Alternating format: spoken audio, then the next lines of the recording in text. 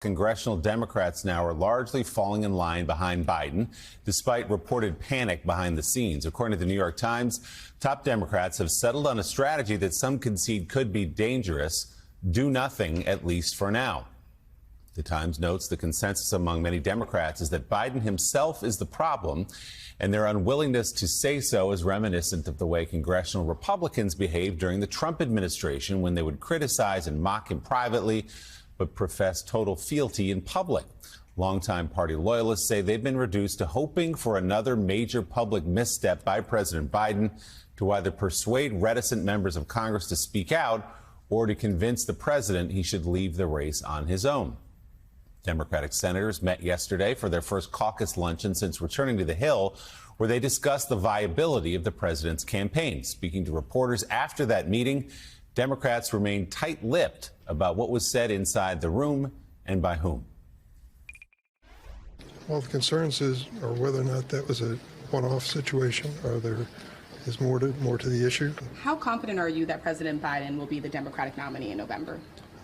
I am confident at this point, but I will tell you, it remains to be seen in the way he campaigns and the effectiveness of campaigning, whether he continues to be the flag bearer for our cause. Senator, do you still support President Biden? Yes, I think it's really important that we focus on the fact that President Biden has been a really excellent president. He had a bad debate. Former President Trump had a horrific presidency. You don't have any concerns about his ability to serve 4 more years? No. Do you want him to be the Democratic nominee? I think if President Biden feels, and he's in the best position to know, that he can take on and beat Donald Trump, then yes, I certainly do, and that's what the president has indicated. We had a great caucus conversation. It was constructive. Conversation over? Standing behind the president, but not with exactly ringing endorsements. Meanwhile, one Democratic senator did step out publicly to talk about his doubts about President Biden's chances to beat Donald Trump in November. A source familiar with yesterday's closed-door meeting told NBC News Senators Michael Bennet, Jon Tester, and Sherrod Brown all voiced concerns about the president winning the election. Senator Tester later did not deny the report, but referred NBC News to a statement in which he says the president's debate performance raises serious questions. The spokesperson for Senator Brown declined to comment, but it was Senator Bennet who confirmed his remarks going on TV last night on CNN, but stopping short of saying the president should drop out of the race. Well, it's true that I said that, and I did say that behind closed doors, and you guys and others asked whether I had said it, and that is what I said. So I figured I should come here and say it publicly. Why do you think he can't win in November? I just think this race is on a trajectory that is very worrisome if you care about the future of this country. Joe Biden was 9 points up at this time. The last time he was running, Hillary Clinton was 5 points up. This is the first time in more than 20 years that a Republican president has been up in this part of the campaign. Donald Trump is on track, I think, to win this election and maybe win it by a landslide and take with him the Senate and the House. And so for me, this isn't a question about polling. It's not a question about politics.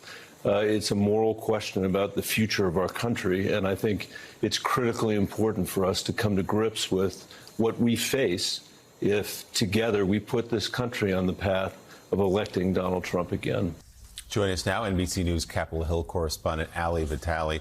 Ali, good morning. It's good to see you. Senator Bennet wanted to say he believes Joe Biden is one of the best presidents in modern American history. He lavished him with praise, but said this moment is too important. His personal belief, again, that's his own personal belief, is that Joe Biden can't win the election. Is that reflective of what you're hearing privately when you talk to Democratic members up on the Hill? Good morning, my friend. I mean, kind of. I think what Senator Bennet is doing that so many others are not is coming out and putting his name publicly on the things that he is saying privately, both to his colleagues, to his friends, and potentially to reporters. I think that's also why this story has such a dissonance between the public and the private. I know that there are some, and I've heard these complaints, that the media, that reporters are making too much of this.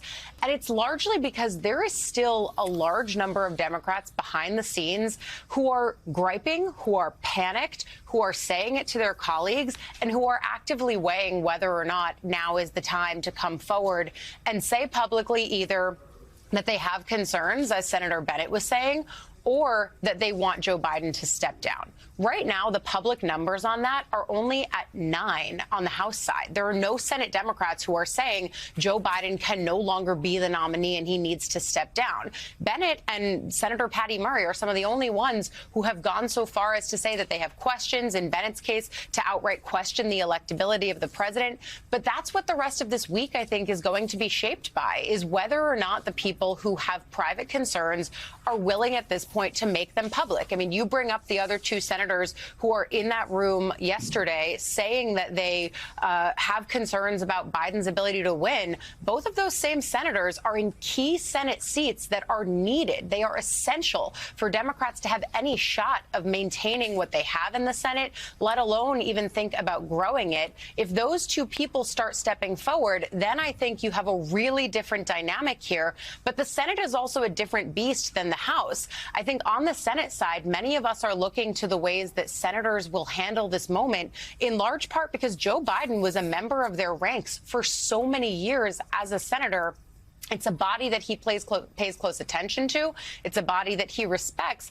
And those are the colleagues, I think, in my conversations who could have more of an impact on the president if they were to try to make a final push to try to get him to renounce himself as the standard bearer of this party. But I think by and large yesterday, what could have been an inflection point sort of just ended with a collective sigh and this sense of resignation that it's sort of getting close to the time to turn the page on this. And you've got to come together, unite, and support the nominee. Yeah, Jonathan Lemire, the front page above the fold, the New York Times, that piece we just referred to, top Democrats swallow fears and back Biden. So for the most part, the Biden campaign in the White House has done its job of keeping Democrats on board over the last almost 2 weeks now since the debate. Some vigorous support, some less vigorous from Democrats. You had Chuck Schumer on the Hill yesterday answering every question about this with "I'm with Joe, I'm with Joe." They are publicly standing by Joe Biden, but it does feel tenuous. They're hoping that there is not another moment in public from President Biden that may change the way they have to deal with this. Yeah, there's no question the dynamic here in Washington, as Ali just mentioned, is very different what we're hearing in public versus private. There's a lot of private anxiety about President Biden. And there was a real sense that the White House and the reelection campaign last week wasn't doing nearly enough to try to tamp that down. And even finally, when he sat down for that interview with George Stephanopoulos on Friday, that didn't ease too many nerves. This week, though, has been different. The president and his team have been far more aggressive. He has repeatedly, he's had public appearance after public appearance. He's had a lot of private calls, including the Democratic mayors last night, where he has made it very clear he's not going anywhere. Obviously, a message he delivered on this show earlier in the week as well. And I think there is a sense that's the strategy from the Biden inner circle, is to say, look, if you want him out, put up or shut up. If you really want him out, put your name to it and let's do this. And so far, very few Democrats have. And I think it's a sense of there is a reluctance to challenge someone who has been a good president in their eyes, who has been a faithful party member for so long. Also, real concerns about what the alternative would be if it's not President Biden, although we are seeing the vice president's poll numbers pick up of late. And there is a sense, and for my reporting, speaking to top Biden officials, that if they can get through this week, the odds of President Biden remaining the nominee go up dramatically. There are a few inflection points, though, that still could happen. One is, you mentioned, Senate Majority Leader Schumer. People believe if he were to change his mind, if a number of senators were to come to him and say, look, we're going to lose this House, this chamber, if Biden stays atop the ticket, and he makes that pitch to the president, maybe he'd listen. So far, though, Schumer shows no sign of doing that. Former Speaker Pelosi, who we'll have on the show later today, another voice that will carry a lot of weight. To this point, though, she hasn't called for President Biden to step aside, Mika. And there is this week here, we're going to talk more about NATO later, but a chance for President Biden to show, not just Democrats, but those eyes watching from around the world, that he's still up to this job.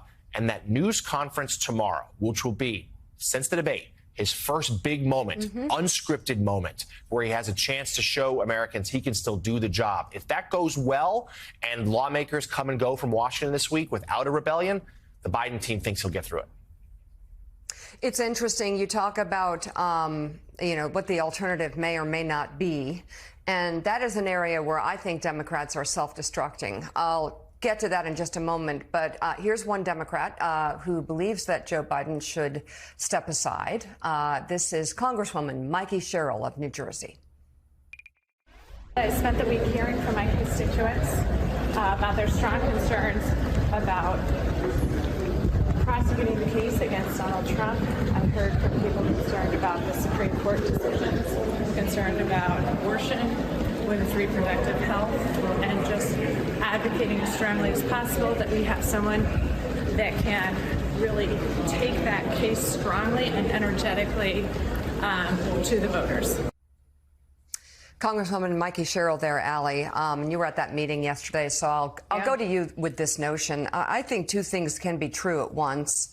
And I think a lot of Democrats are being very transparent about this notion that they're acting Trumpy and saying nothing to see here. I don't see that. I see a lot of Democrats saying he had a terrible debate. Maggie Hassan of New Hampshire, terrible night, but Donald Trump had a horrific presidency. And that's where I think Democrats should focus in on, because they're being self-destructive if they just tear President Biden down, but they don't offer an alternative. And right now, the alternative is Donald Trump.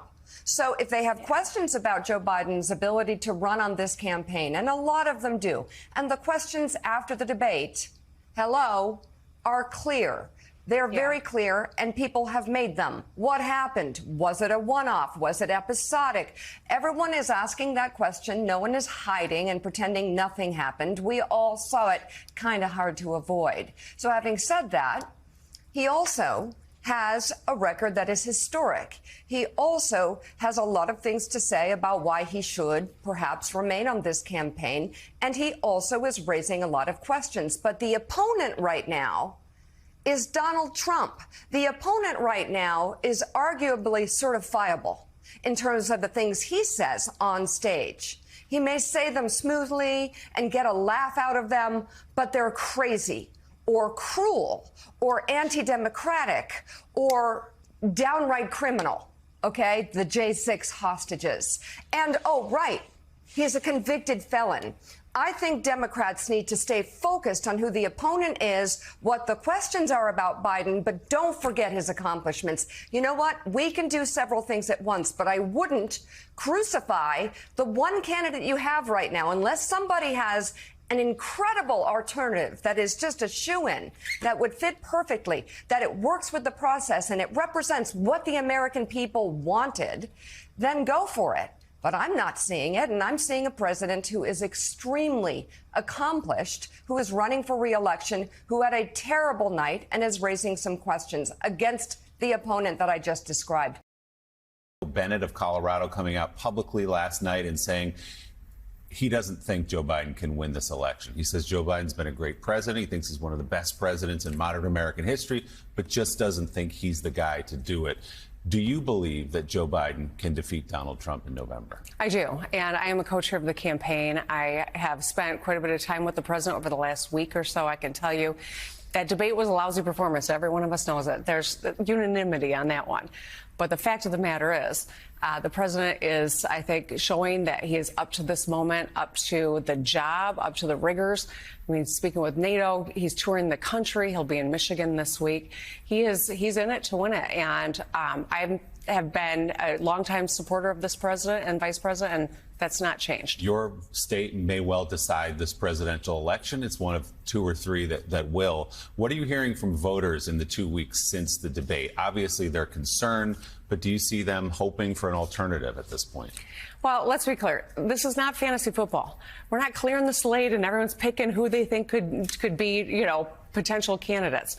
We have a choice between Joe Biden and Donald Trump. And any vote short of an affirmative vote for Joe Biden is a vote for Donald Trump. And I think we need to be very clear about this. This is a high-stakes election. And as I think about people in Michigan, I always think about, what is the person in the grocery store thinking about? Guess what? they're not thinking about the debate. They're thinking about how do they make sure that their children are set up for success? How do I ensure that when I drop my child off at school that they're not going to be a victim of a mass shooting?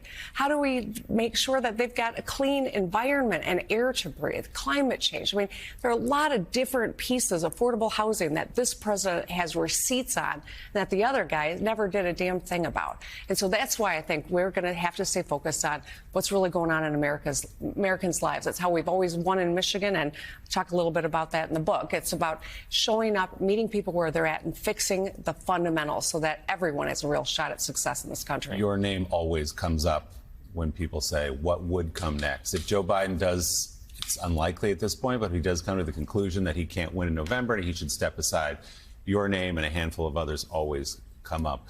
If he does decide to step aside, a big if, the caveat there, is it a job you'd be interested in?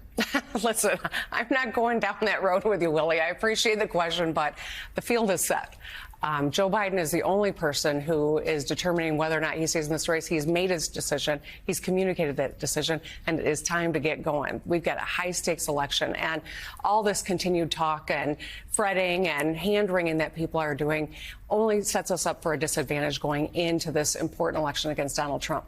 You said it. Michigan is going to play a big role in this. It's going to be a close election. I've told everyone. Don't celebrate a poll where we're up a few points. Don't commiserate when we're down a few points. Roll up your sleeves and let's do the work. Governor, you just mentioned people at the grocery store, people at the gas station, people at just shopping. Governors are far more in touch with their constituencies than is the President of the United States, obviously. The President of the United States, unfortunately, has had whatever is going on with him diagnosed on TV by pundits, not the two doctors we just had on, by pundits every single night. What impact do you think that's had on average people who watch TV, don't think about the elections a lot, but watch TV and see people talking about, Jesus, President Biden senile? Is he losing it? Stuff like that. What impact has it had in Michigan? Well, I don't think that it's had a huge impact yet, Mike. To be honest, you know, people are good, hardworking people. They expect their government to be as good, if not better, than they are, and work as hard, if not harder, than they do. They are not able to consume all the information that we're able to, right? Because they're just trying to get through the day, get the food on the table, get to work on time, make sure their kids have what they need for camp right now or school in the fall. And I think that that's the daily concern that the average person has. So this kind of inside conversation that we're having, I'm not dismissing it. It's important, and I think there are legitimate questions that people have raised. I think the president is proving he's up to this moment. But the average person wants to know that this onshoring of manufacturing jobs is going to continue because it's meant good-paying jobs for Michiganders. They want to know that we'll still have someone in the White House who actually does something on infrastructure and rebuilds the damn roads. That's what we're doing in Michigan. So I think that's what the average person is thinking about. And that's why we've got to make the case to him. When this president delivers insulin at a much cheaper price, it's more money in your pocket to be able to deal with inflation and the high cost of eggs. One person can't control global inflation. But what we can do is have someone who cares about you, does things that put more money in your pockets, and make sure we got good paying jobs. And that's what Joe Biden has done. Mika? So, Governor, I want to ask you about your book. It actually applies very much to the situation that the campaign is dealing with today. I'll get to that in a moment. But I love it. Just reading it as a woman in politics, running for office as a woman, the focus on your physical appearance, all the different situations that you've been in, including life-threatening ones, on Trump focusing on you.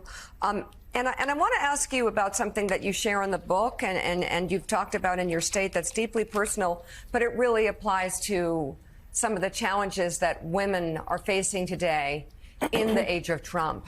Women who now don't have the freedom that we had for 50 years, the right to abortion health care, freedoms that our daughters don't have anymore because of former President Donald Trump. Here is you on December 11th, 2013, speaking on the Senate floor about being assaulted. Take a look.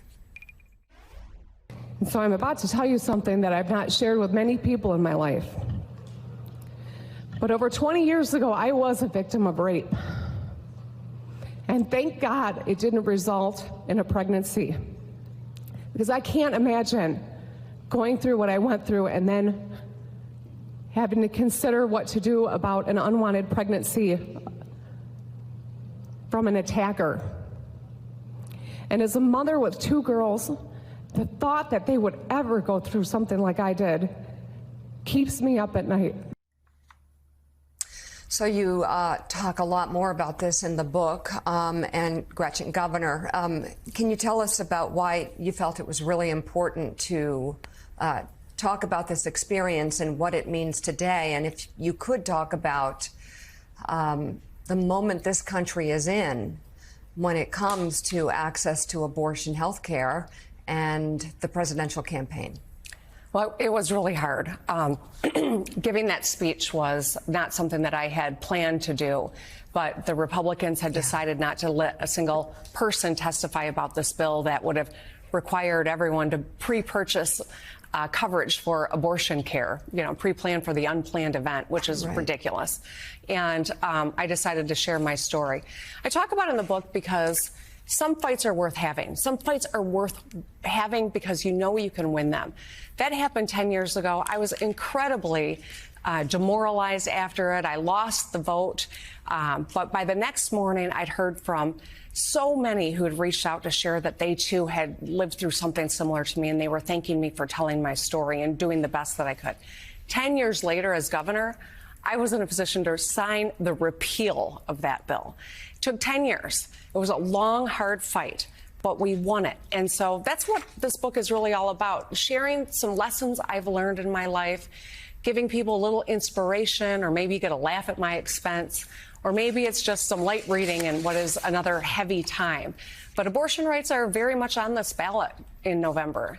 Abortion rights are at risk. We know that 1 in 3 women in this country live in a state where they don't have basic fundamental ability to make their own decisions about their body or access the health care that they need. And so the next president will make more appointees to the Supreme Court. We'll decide whether or not to sign additional legislation to take away or make it harder to exercise the rights that we should be able to expect as American women. You also write the harrowing account with your family. When you were attacked, people tried to kidnap you. I'll just read from it. It's just incredible. And it's important to remember that this actually happened. A crowd of people armed with semi-automatic weapons showed up at her home. Our security detail was there too, but they tend to stay out of sight. So when we first started hearing yelling, chanting, and music blaring outside, my husband and I just looked at each other and we were like, what the hell? We peeked out a window and we saw a couple dozen people at the gate. And then we quickly closed the blinds again. We wanted to see what was happening, but didn't want to be seen.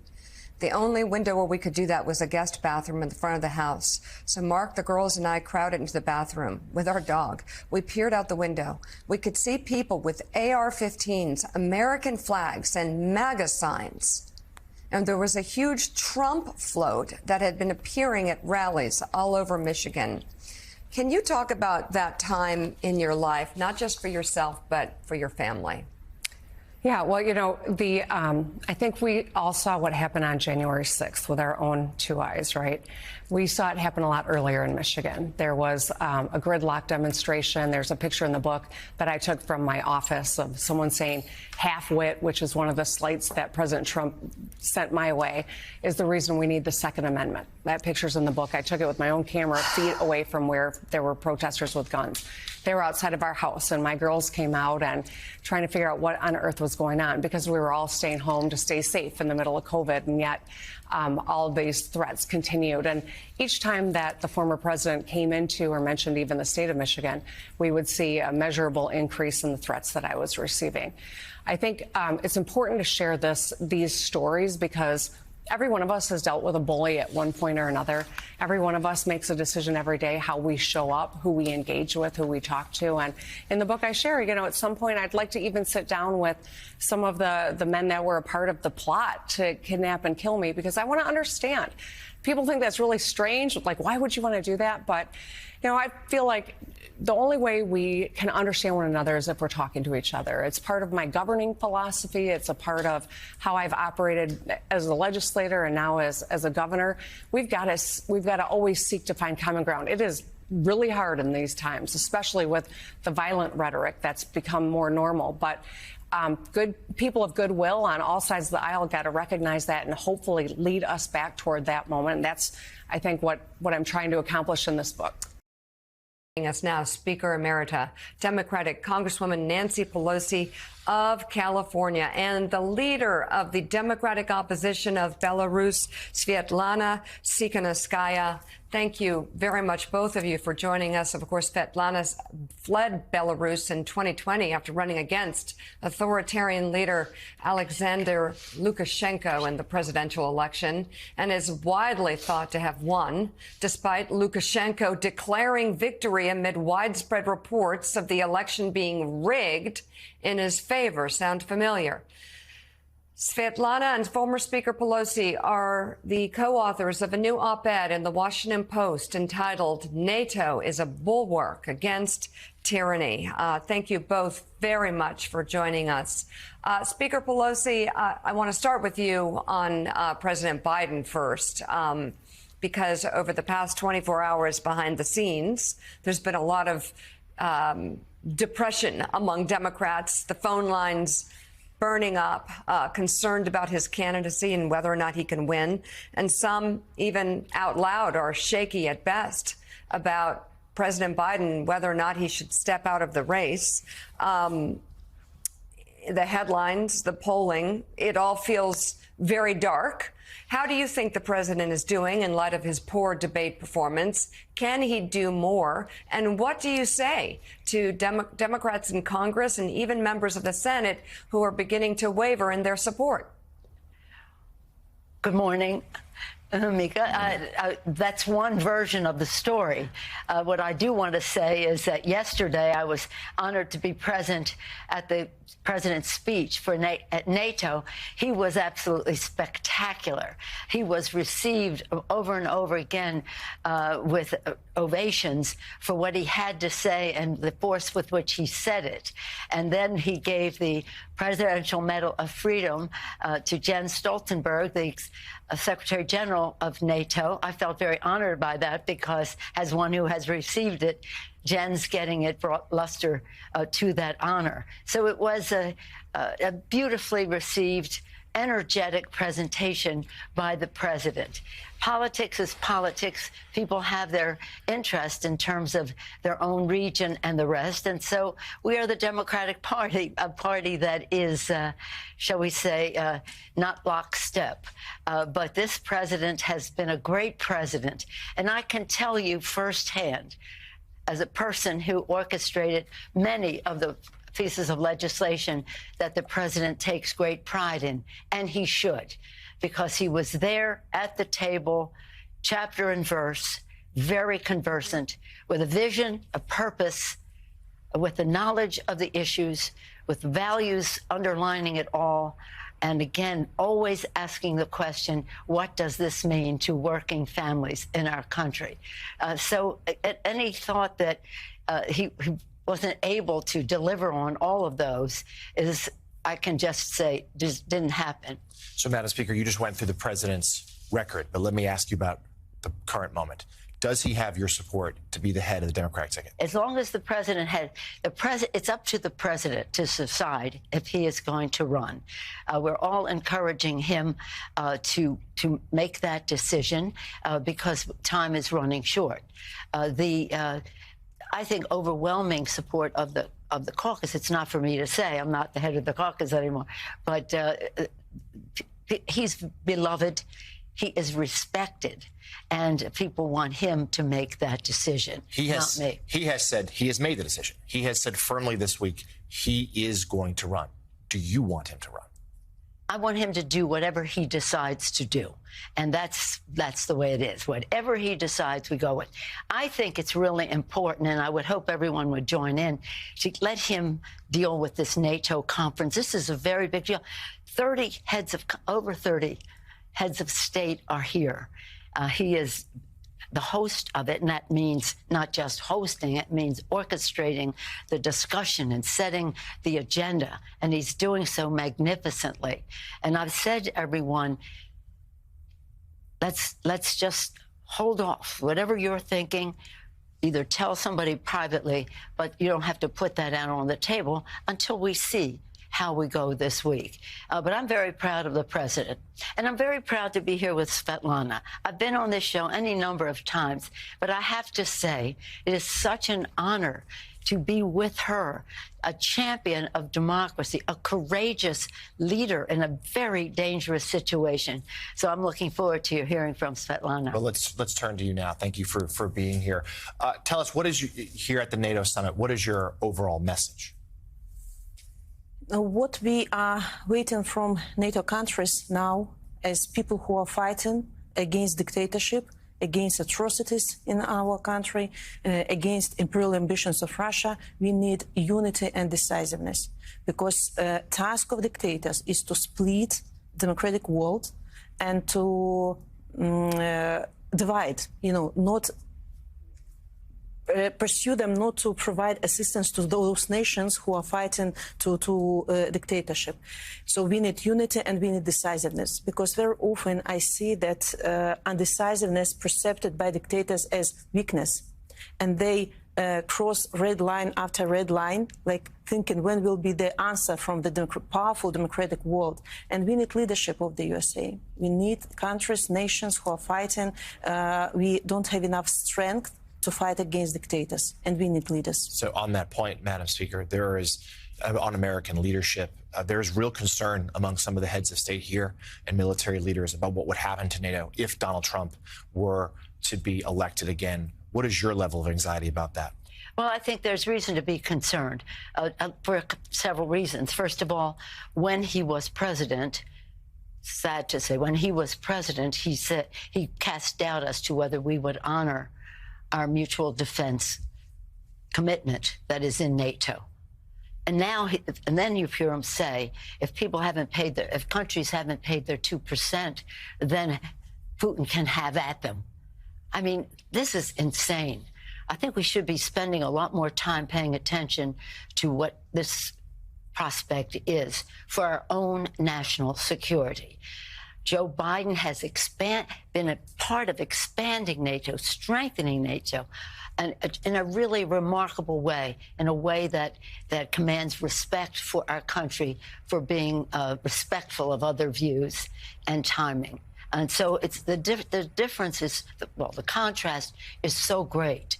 But in terms of our national security, which is our responsibility to keep people safe, that means globally and locally and in every way, Donald Trump is a danger to our country, and people should understand that.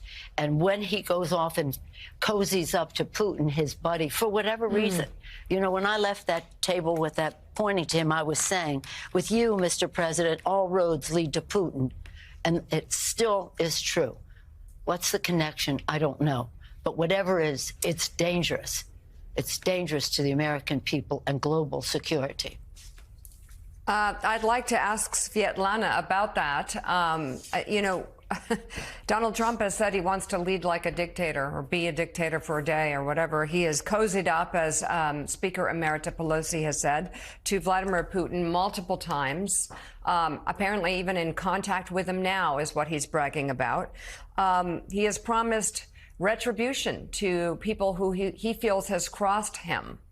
So I'm wondering if you could explain what that would look like in the United States of America. What's the warning that you have for the American people of a presidency like that?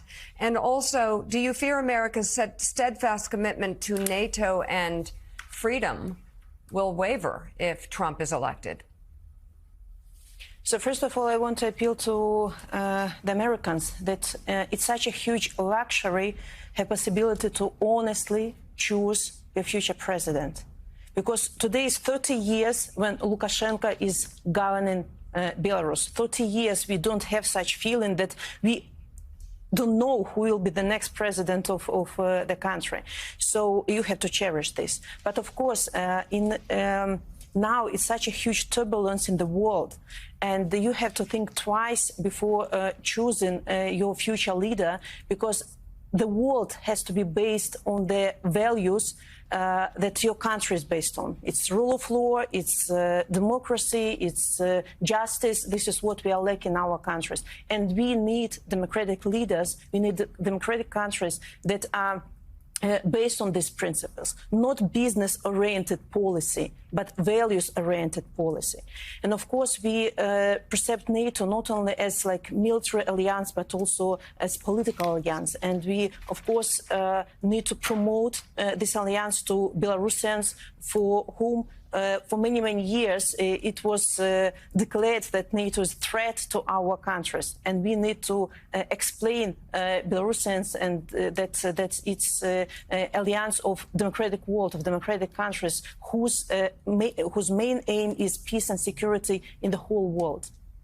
If I may, knowing of your commitment to recognizing the role of women, courageous women in the world, when Svetlana ran for president in Belarus, hundreds of thousands of people were in the street, largely women in the street, supporting her candidacy.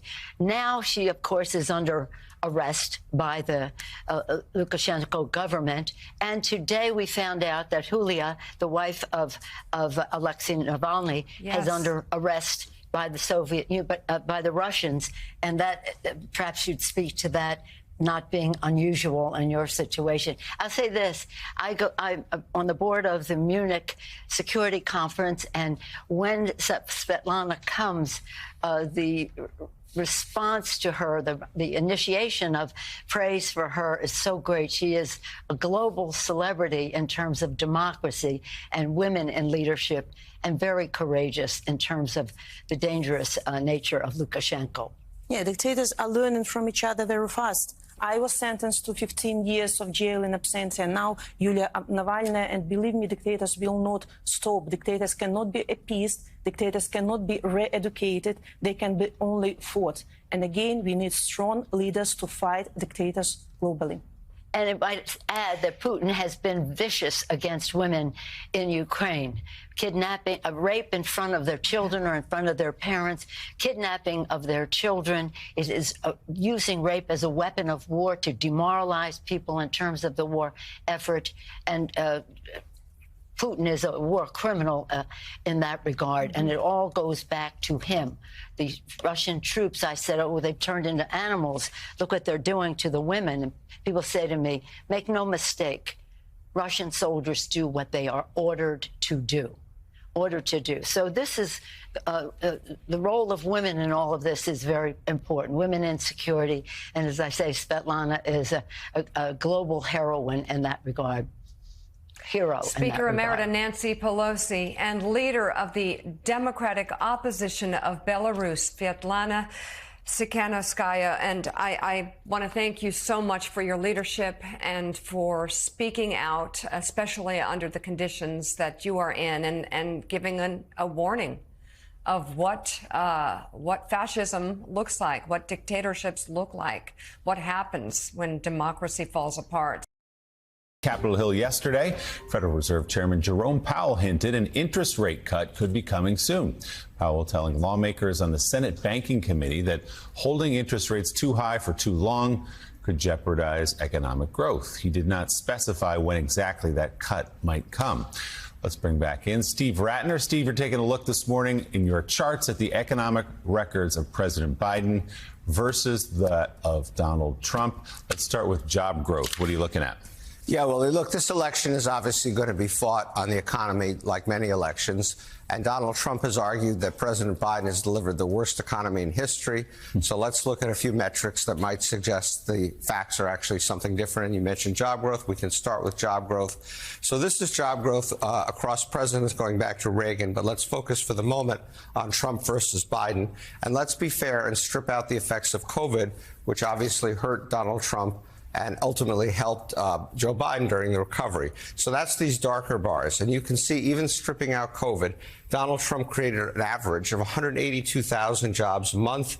Joe Biden created an average of 268,000 jobs a month. And that is not only more than Donald Trump, that is more than any president going back to somewhere before Reagan. We go back to Reagan here. So even Clinton, even Reagan, Joe Biden created, ex-COVID, more jobs. The president's been talking a lot about manufacturing jobs. So let's look at the record on manufacturing jobs. It is true manufacturing jobs began to come back under Trump. Not surprisingly, they fell off a cliff. And Joe Biden has brought them back to the highest level they've been at since during the financial crisis. We have 186,000 more manufacturing jobs than we had in 2008. Obviously, we'd like to have still more, but manufacturing is a very tough sector for us. And this is a pretty impressive performance. So job growth better under Joe Biden objectively. Let's move over to your next chart, which is the growth of GDP and wages, how much money people are making. How do those two stack up there? Sure. Well, GDP is obviously the holy grail of any economy. The faster you grow, the better off people will be, sometimes with a bit of a lag, this and that, but they'll be better off. So again, let's be fair and let's strip out COVID from these results and take a look at what we see. So under Trump, GDP growth averaged 2.6% annual rate during his presidency, not including COVID, as I said. Joe Biden averaged 3.6% during his presidency, 1% on an economy that is well over $20 trillion is an enormous difference in terms of the amount of economic activity, extra economic activity that you're creating. And so this one isn't even close. Look, we all have to acknowledge that inflation has been tough. There's no doubt that we went from a very benign inflation environment to a considerably, that's the green line, to a considerably higher inflationary environment. Some of that was driven by supply problems. When you had supply chain problems, shortages, prices tended to go up. A lot of it was driven by the Federal Reserve and not addressing that quickly enough with interest rates. And yes, some of that is on the Biden administration with the American Rescue Plan, which most people in retrospect thought was too much. But look what's been happening in the last year. Probably people don't realize this. First of all, inflation has come way down. And it is very close, as Jerome Powell suggested in his testimony yesterday. It's getting very close to where the Fed could cut interest rates as soon as September. And secondly, for more than a year, wage growth has been higher than inflation. In other words, the wage growth, the black line, higher than the green line. And so we are making up ground, and it is moving in the right direction. As questions continue to swirl around President Biden's neurological health stemming from that debate performance 2 weeks ago, one doctor is saying age is not the issue. Former Obama White House advisor for health policy, vice provost for global initiatives at the University of Pennsylvania, Dr. Zeke Emanuel, has a new article for The Atlantic entitled "There Are Exceptionally Sharp Octogenarians. Biden Isn't One." He writes in part, quote, "The White House and the Biden campaign have suggested that the president's problems at the debate stemmed from an exhausting travel schedule and a cold. Such explanations do not inspire confidence. Yes, it's common for elderly people to bounce back more slowly from stressors. But even if jet lag and illness exacerbated normal cognitive limitations, said limitations remain, ready to surface again. And who knows when the next life and death decision will need to be made. Crises don't wait patiently for presidents to be fully prepared. Someone whose cognitive competencies can be compromised as badly as Biden's were by routine travel and a mere cold may be able to live a normal life, but they'd be hard-pressed to endure the rigors of negotiating with Congress or a foreign leader, much less making multiple rapid decisions when some future domestic or global disaster emerges. And I should point out that President Biden is right now at the NATO summit, hosting it. And Zeke joins us now, along with NBC News medical contributor Dr. Vin Gupta. Zeke, wouldn't we have seen more for what you were saying? More issues, wouldn't they have come out in the past? Some people are saying that maybe there was some hiding going on. Yeah, I think that's been suggested. Joe Biden's had fewer spontaneous interactions than other presidents, much fewer.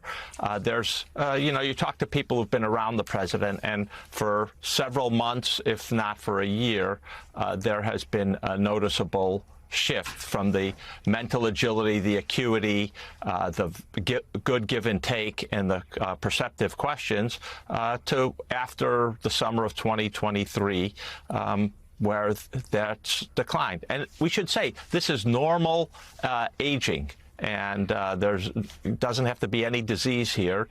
This is what happens as people age, and their fluid intelligence, their ability to problem solve, their verbal fluency declines. Dr. Vin Gupta, what's your take on what has become really the story, the only story of the day, it seems, and that is Joe Biden's mental acuity? What do you make of the debate, and what do you make of his recovery from it? Well, Mika, I thought you laid it out there really nicely, which is to say I care for many octogenarians. And I would say from a cardiovascular standpoint and what we've seen from a mental acuity standpoint, take that last night. You mentioned it with the NATO summit. There's going to be days that are better. There's going to be days that are not as good. Cardiovascularly, he's in excellent shape. I'm a pulmonologist. I see this all the time in octogenarians. I think he's actually quite high functioning as an octogenarian. And keeping up that schedule. And so, just from this is a subjective conversation. Zeke is offering his opinion. I can tell you what I see in my own clinic and what I see clinically. I think Joe Biden is actually quite robust relative to what we see normal aging at 81. More broadly, what I would say is exactly to your point. We don't talk enough about his opponent. There are signs of forgetfulness, judgment issues. We saw that last night in the speech he gave in Florida. The exact same things that we're talking about and scrutinizing the president about, certainly we're seeing symptomatic in former President Trump. More broadly, just zooming out again, it's really important how we talk. Let's forget the 2024 election. Let's just focus on cognitive testing. This has now become a bad phrase, and I worry about that. Less than 20% of individuals 65 years of age and older, Mika, actually voluntarily even seek out any type of brain health support. There's many reasons that are reversible if somebody is experiencing age-related decline, like hypothyroidism, vitamin deficiency, maybe they've had a recent concussion. It's important that we talk about this in ways that are not stigmatizing as a country, as a broader media, because people can get help for their brain. And we need to be normalizing brain health, just like we talk about cardiovascular health. And I worry the impact that this dialogue is having, again, across the country on something that's critically important to people's aging. Hey there, MSNBC fans. I'm Luke Russert, and be sure to join me, Rachel Maddow, Jen Psaki, Lawrence O'Donnell, Steve Kornacki, Joy Reid, and many more September 7th in Brooklyn, MSNBC Live Democracy 2024. Click on the link for ticket information. We will see you there.